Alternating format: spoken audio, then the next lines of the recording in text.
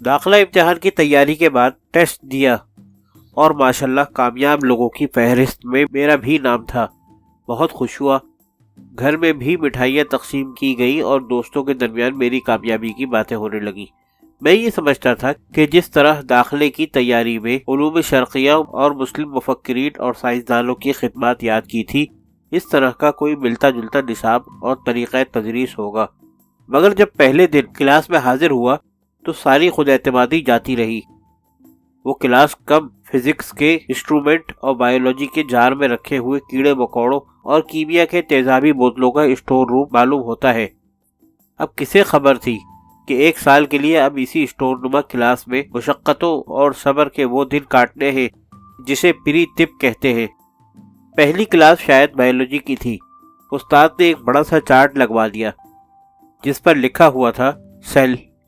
انہوں نے اسے کھولا اور کہا کہ اس کو اپنی اپنی کاپی میں بنائیں۔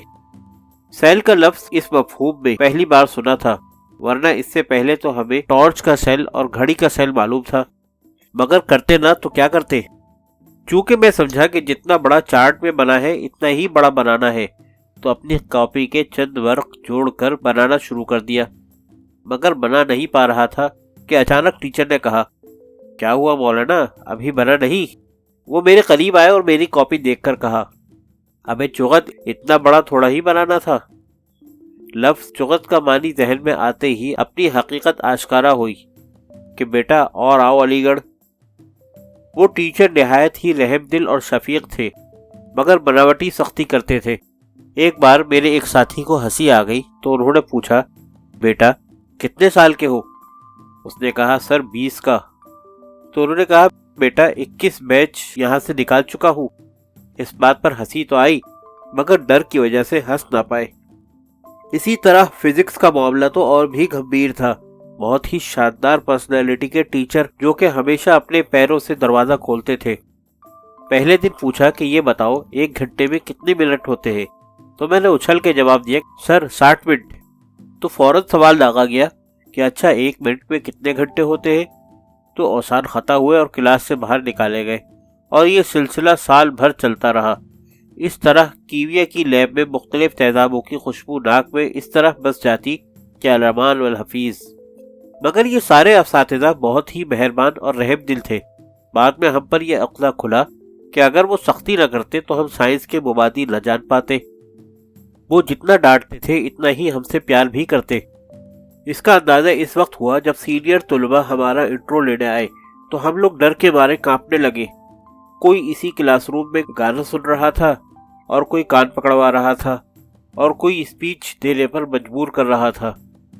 غرض سائنس کی مشکل کلاس کے بعد فوراً اس طرح کے سوالات جس کے ہم قطعی متحمل نہ تھے مگر نرغے میں آ گئے تھے تو سامنا کرنا ہی تھا کہ اچانک پری طب کے کسی استاد کو بھنک لگی کہ ہمارے طلبہ کا انٹرو لیا جا رہا ہے، تو وہ آئے اور سینئروں کو ڈانٹ کے بھگایا۔ تب جا کے کہیں جان کی امان ملی۔ مگر یہ سال سارے پری طب والوں کے لیے بہت صبر آزما رہا۔ کچھ بندے تو صرف سال رواں کے لاسٹ ورکنگ دن کا انتظار کرتے کہ کب وہ گھڑی آئے اور ہم یہاں سے آزاد ہو۔ ہمیشہ ڈانٹ مقدر بن گئی تھی، کبھی اسپیلنگ کی غلطی، کبھی فزکس کے یونٹ میں غلطی اور کبھی کیمسٹری کے فارمولے میں غلطی۔ الغرض وہ غلطیوں کا ہی دور تھا، مگر شاید جتنی محنت اس سال کی ہوگی صرف کلاس میں بیٹھنے کے لیے، اتنی محنت کبھی اگلی کلاسوں میں پاس ہونے کے لیے نہیں کی۔ حیوانیات رٹتے رٹتے ہم خود جانور بن گئے تھے اور فزکس کے لاز یاد کر کے یہی سوچتے کہ سیب نیوٹن کے اوپر ہی کیوں نہ گر پڑا، ہمیں کشش ثقل تو نہ پڑنی پڑتی۔ اول تو ہمیں ریاضی میں پریشانی، اوپر سے فزکس کے نیومیریکل۔ مان لو کبھی لٹکے کلاس میں گئے مگر استاد نے اس کی ویلیو ہی بدل دی۔ الغرض پورا سال ہم پینڈولم پر لٹکے ہی رہے، یعنی جان کی آفت بنی رہی۔